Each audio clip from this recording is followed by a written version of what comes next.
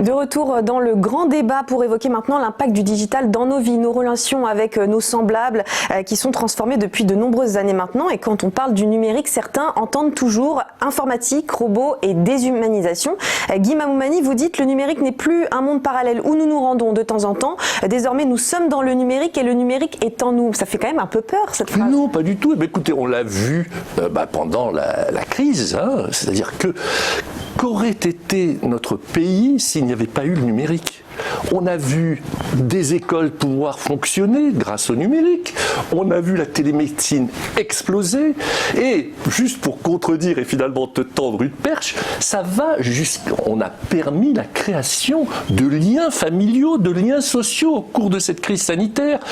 Des grands-parents qui pouvaient parler à leurs petits-enfants alors qu'ils auraient été complètement isolés. Donc le numérique a été, alors là je te rejoins, un catalyseur de la transformation numérique, mais dans le bon sens, puisqu'il a permis de continuer à fonctionner.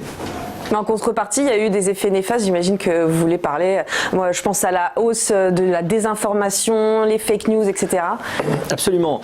Évidemment, je crois que la question, c'est pas d'être technophobe ou technophile. Je crois que d'ailleurs, je suis premier à défendre la 5G, par exemple, pour la télémédecine et pour ces choses-là. Je plaide absolument pas pour une amichisation du monde, parce que maintenant, ça y est, désormais, on l'utilisait avant le président, hein, pour tout dire, cette expression des amiches, mais on va pas dire la techno d'aujourd'hui ou d'il y a 10 ans ou d'il y a 20 ans, c'était la bonne et on s'arrête. Non. L'idée, c'est qu'il faut continuer à accueillir ce qui arrive de technologie, mais l'accueillir avec discernement, parce que la technologie est un formidable serviteur, mais un extrêmement mauvais maître. Et toute la question est, est-ce que on n'est pas en train de changer notre façon de penser à travers Internet? On sait qu'on ne lit que 18% d'un texte sur le numérique, un texte sur un écran, que notre rapport aux écrans est en train de changer notre façon de penser, notre façon de mémoriser, et aussi nos rapports sociaux. Tout à l'heure, on aurait pu faire évoquer l'idée qu'on passe d'une société en losange à une société en sablier, une société d'ailleurs qui se traduit en effet par une baisse des inégalités interpays, mais une augmentation des inégalités intra-pays, à l'intérieur des pays, qui se traduit aussi par des séparations physiques et des séparations sociales de plus en plus fortes, et avec beaucoup d'études là-dessus. Il est tout à fait évident aujourd'hui que le numérique a aussi cet effet d'éloignement paradoxal, même s'il nous met en relation, il nous éloigne et il crée surtout un désordre, un chaos informationnel, et chaos, ça en grec ça veut dire grand ouvert en fait, hein, un chaos informationnel qui fait qu'on pourrait peut-être représenter l'efficacité de l'information avec une courbe en cloche, c'est-à-dire que la quantité, vous savez, en abscisse, et puis en ordonnée, vous avez la qualité de la diffusion. On a une courbe en cloche. Moyen-Âge, Antiquité, très peu de gens ont l'information et elle est très peu diffusée. À partir de Gutenberg, explosion, ça permet notamment, alors en partie probablement un petit peu avant, d'ailleurs la Renaissance avait commencé, grâce aussi à la grande peste du XIVe siècle, et puis évidemment la Réforme. Et puis aujourd'hui, explosion de l'information est tellement disponible qu'on ne sait plus quelle est la bonne. Et qu'en effet, ce à quoi on assiste, c'est un affaiblissement dramatique de la démocratie, une explosion du débat, une incapacité du débat, une violence de plus en plus grande.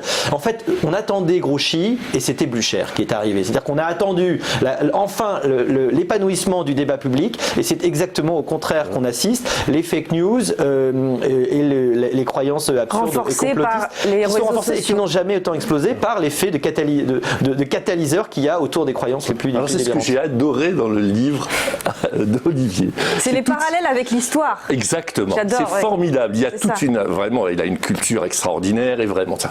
Mais alors, comment dire, il est très loin de la réalité. Ton histoire d'écran, mais tu sais, malheureusement, j'ai plus de 60 ans, mais moi je me rappelle, quand j'avais 20 ans, on ne parlait que de ça avec la télévision.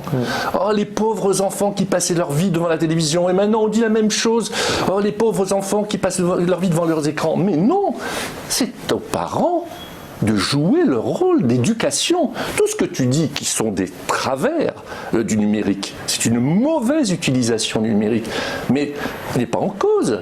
Aux parents, à la société, de faire le nécessaire pour justement avoir une utilisation harmonieuse du numérique et qui éviterait ça. C'est difficile d'y échapper. On a l'impression que ces entreprises titans dont vous parlez, les GAFA, les réseaux sociaux, etc., ils ont un poids considérable sur même la politique d'aujourd'hui dans le monde. Je suis absolument d'accord. Et je vais dire par exemple une chose que souvent les chefs d'entreprise ne défendent pas, qui est le RGPD.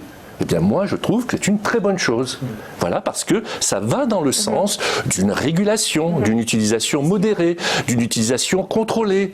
Mais si on faisait une éducation depuis le plus jeune âge au numérique. Et d'ailleurs, je veux rendre hommage à Jean-Michel Blanquer qui a mis par exemple le coding à l'école depuis l'école primaire. Et d'ailleurs, je raconte dans mon livre des tas d'anecdotes sur mon expérience de professeur de mathématiques dans l'utilisation de l'informatique, puisque déjà, il y a 40 ans, on le faisait.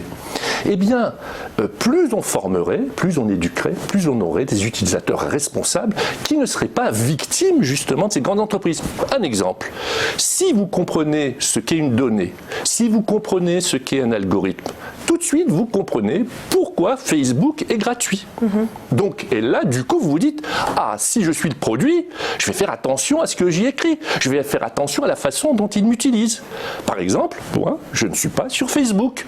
Voilà, tout simplement, parce que je n'ai pas envie d'être victime de cela. C'est un choix, quoi. C'est un choix responsable. Mais à écouter, et c'est ça le principal reproche que je fais au livre, à écouter Olivier, on a l'impression que les dés sont jetés, que c'est fini. Et c'est là. Et vraiment, et d'ailleurs je crois que c'est ce que je dis dans le livre, en diabolisant le futur, on condamne le présent. Et c'est exactement ce que tu passes comme message dans ton livre. Et moi, c'est le message inverse que je veux passer. Vous savez ce que disait Gramsci, hein, il faut avoir le pessimisme de la raison mais l'optimisme de la volonté. Mais c'est vraiment ce que j'essaie d'avoir dans le livre. Et encore une fois, c'est amusant parce qu'on n'a pas l'air d'être d'accord sur le diagnostic, mais on est totalement d'accord sur les solutions. Parce que l'appel à la discipline vis-à-vis des écrans, parce que l'effet néfaste des écrans sur le développement des enfants, ça y est, hein, il est médicalement, on le connaît. Je veux dire, il y a des choses qui ont été faites là-dessus, on commence à le savoir. La télévision, en effet, est très mauvaise. Et ce que dit Guy, c'est que, ce que tu soulignes bien, c'est que malheureusement, qui est capable aujourd'hui de se discipliner face au numérique? Nous-mêmes, on a du mal un petit peu. Et tu parles bien des parents qui vont être là pour intervenir, pour essayer de doser le passage ou l'entrée petit à petit des écrans. Il y a un apprentissage au numérique qui se fait. Malheureusement, il y a beaucoup de parents qui ne sont pas capables de le faire et que les chiffres montrent que l'électronisme est énorme. Qu'il y a beaucoup de gens aujourd'hui qui, malheureusement, ne savent pas aller chercher une information sur Internet et qui probablement se laissent prendre dans la bulle cognitive extrêmement facilement, dans la machine à laver du n'importe quoi, qui fait que quand vous tapez vaccin sur Amazon, vous avez d'abord 3 bouquins anti-vaccins qui arrivent. Et donc vous commencez là-dedans, vous êtes de bonne foi et vous partez dans la machine à laver cognitive et puis ça y est, vous êtes complètement perdu. Et malheureusement, c'est pas un livre, je dis pas que les dés sont jetés, je dis qu'il faut ouvrir les yeux sur les difficultés aujourd'hui qui sont en train de se passer et sur ce qu'on est en train de voir physiquement dans la violence qui monte dans le débat public. Pour moi, c'est la conséquence des désordres informationnels.